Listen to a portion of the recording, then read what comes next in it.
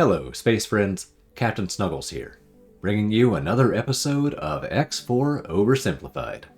This game is insanely complicated. Any video less than 6 hours long is probably oversimplified, so I can slap that label on anything, but I really am going to try to boil things down to the bare minimum, and then boil them down some more. This series is mainly meant for new players, not as a comprehensive guide, but just as a solid foundation to lay the groundwork for future learning. The last 2 episodes have focused on fleets, but what we haven't talked about is how to pay for those fleets. How do you get the money to fund your chosen activities in this grand sandbox game? Where are the profits? Well, they're at the shipyards. To find them, get yourself a few million credits and then select a shipyard you're interested in. Enter the ship purchase menu, select a moderately priced hull, select the minimum loadout, add as many as you can possibly afford, edit the loadout, and set it to the high preset. At some point during this process, you will most likely see some missing resources show up in orange text in the bottom right. Those are the resources the shipyard has the lowest supply of, and therefore they're the ones it's offering the best prices for, and therefore those are your profit opportunities. Just bring them to the shipyard. Easy peasy, no problem, guide complete. What? What do you mean too oversimplified? No, nuh-uh. This is my channel, my series. I decide. Gee, okay, fine. You win. Let's take it from the top. What I just showed you was a shortcut. It does work, and I personally use it a lot. But why does it work, and what are the alternatives? Well, that'll take more background. First off, let me clarify that we will specifically be discussing trading, buying and selling goods for profit. The big moneymaker in X4 actually isn't selling goods, it's selling ships. But aside from piracy, all methods of acquiring and selling ships require a sizable upfront investment. Trade is one of the most common avenues to raise the funds for that initial investment, and even once you've accomplished that and started selling ships, trade continues to provide a steady, stable source of income, assuming you've found good trading opportunities. That's what we're here to talk about, finding opportunities for profit through trade. If you wanted to be really reductive, you could say X4 is a space economy simulator, and you wouldn't be wrong. The simulated galactic economy is the beating heart of the game. But it's more accurate to say that X4 is a space-based military-industrial complex simulator. The overwhelming majority of the economic simulation is centered around the production of weapons of war. Let's break that down. I'll go through the various sectors of the economy and the opportunities for profit within each one, starting with the smallest sectors and working my way up. First off, the station traders. These guys are found on every station, and they're just generic NPC merchants. They're not part of the simulated economy, there's no dynamic supply and demand, they don't care about what's happening in the next station or even in the next module. They have a certain set of goods for sale within certain price ranges, with low prices indicated in orange and high prices indicated in green. They mainly exist so that you can offload random inventory items you've picked up in space, but there are some opportunities to trade for profit.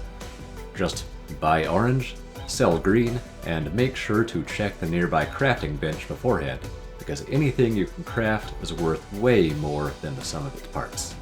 It's never a lot of money, but it can be a nice little boost in the early game. Next up, we have the black market. You unlock these traders by scanning signal leaks on stations. They trade in illegal inventory items and low volumes of illegal wares.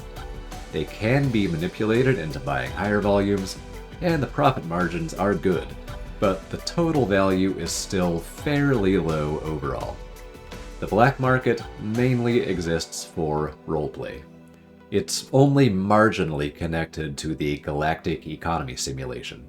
Supply of illegal wares is simulated through their production facilities, but black market demand is not simulated.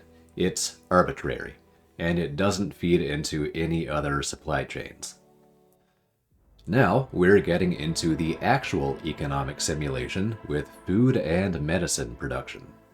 These are easily produced goods with consistent, low-level demand at all NPC factories. They won't make you rich quickly, but you'll always be able to move product. Just make sure you match up your food production with the local faction. The Split are not interested in buying your ethically sourced bofu. Supply and demand of food and medical supplies are both simulated, meaning they are dynamically produced and dynamically consumed. Sort of. However, they're not a critical part of the economy. Running out of them doesn't actually stop any supply chains, it just slows them down. What can really make or break the galactic economy is our next economic sector, station construction. This is the first of the big-ticket trade opportunities. Supplying the build storages for station construction offers very large profit margins, but it's spatially and temporally inconsistent.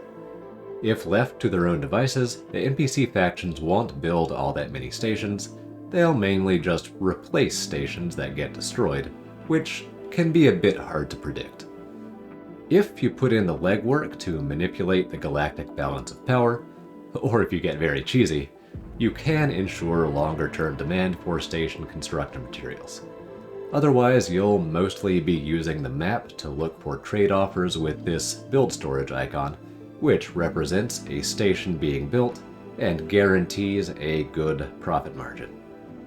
This clearly is a fully simulated economic sector that is extremely dynamic in response to galactic events, mainly warfare, and it is extremely lucrative when conditions are favorable. But even station construction is dwarfed in scope and value by our final economic sector, shipbuilding.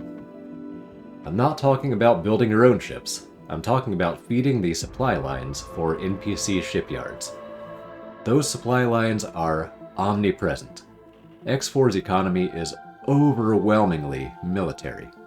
Almost every production chain ends with the manufacture of a military ship that gets fed into some meat grinder somewhere, or with the production of a civilian ship to keep the economy running to produce more military ships to be fed into the meat grinder. That means that shipyards and wharves are the primary endpoints of the economy, which means they're the first place we want to look for big, long-term profit opportunities. So, let's start looking. Of course, what we're specifically looking for is high demand and low supply. Shipyards always have high demand, so really we're just looking for low supply. The default way to identify supply shortages is by using your ship's scan mode to scan the shipyard, module by module by module by module. As you scan more and more of the station, you'll unlock more and more information on its logistical overview, with the most important information about resource storage being unlocked around 50%. This is a tedious activity, which is why I frequently use the shortcut I showed you earlier. However, if you have the patience for it, this method has the advantage of unlocking the station info permanently, whereas the shortcut has to be repeated each time you want an update. Now, one way or another, we have the information we wanted. We know what resources the shipyard is lacking, so we know that we can profit by supplying the shipyard with those resources. But there are a lot of ways to do that.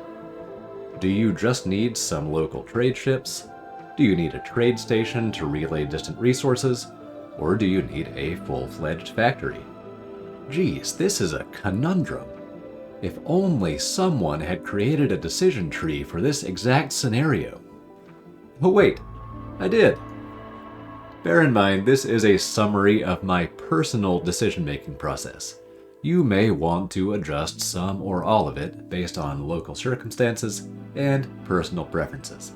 Still, this will hopefully give you a starting point for your trade network decision-making. So, we've chosen a shipyard. We've identified a missing resource. Now we need to see whether that resource is available nearby. You'll do that by opening the map, filtering for the resource in question, zooming to the appropriate level, and checking the supply readout. If there are no factories producing that resource within about 6 jumps, then building your own factory near the shipyard will be very profitable. If, by contrast, there is a good amount of stock available within just a couple of jumps, there's probably just a local shortage of trade ships, so you can send over a merchant fleet set to fill shortages and expect a high rate of return. Or if you're in that middle ground, with good stock more than 2 but less than 6 jumps away, I recommend building a trade station in a system between the shipyard and the best suppliers. A trade station can be as simple as a dock module and a storage module set to buy and sell one or more resources. It will act as a relay point to distribute goods over long distances, bridging the gap between the shipyard and supply factories, and netting you a nice profit in the process. Then there's this last point. If there are factories nearby, but those factories don't have much of the resource in stock, it's possible that there are issues with their supply chains. You can look for those issues using this same process. The shortcut method isn't available for factories, just shipyards, but you can usually get a decent idea of their logistics by just browsing their buy and sell offers. Or you can use the scan mode method if you're a masochist. If they are indeed low on one of their intermediate resources, you may want a factory, trade fleet, or trade station for that resource. Or you might keep chasing the supply chain to find the origin point of the shortages. You can chase it all the way to energy cells and minerals if you want. At some point in the process, you will land on one of these 3 options, and there's your profit opportunity. And that's that. But before we wrap this up, I should run you through a couple of caveats. First, you'll need to repeat this process multiple times as you scale up your economy. Shipyards and wharves stop all construction if they're lacking even a single unit of a single resource, so you can only move product as fast as the limiting resource allows. For example, say you identify hull parts as the limiting resource at the Argonne Wharf. You provide hull parts, fighter production speeds up, but now there aren't enough advanced electronics to keep up with the increased production. You provide advanced electronics, production speeds up, but now the supply of weapon components can't keep up with the increased demand. Etc., etc. You get the idea. So, be prepared to continually keep an eye on resource supply and demand, and be prepared to diversify your production. Second caveat. There are ways to circumvent this whole process of analysis and decision-making by just flooding every corner of the market. The X4 universe is quite small relative to the trade range of stations. It only takes 3, maybe 4 factory complexes in strategic locations to be able to sell any resource to any station in any sector.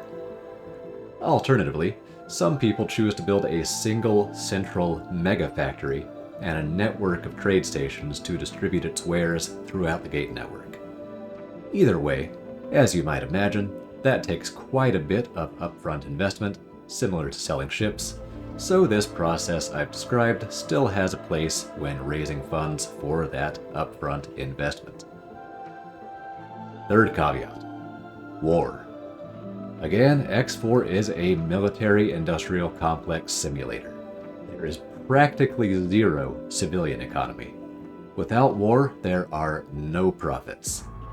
As counterintuitive as it seems, You want your closest trading partners to lose ships. Preferably lots of ships. If they repeatedly lose their entire military, that's a good thing, as long as they still have enough trade ships to keep buying your wares.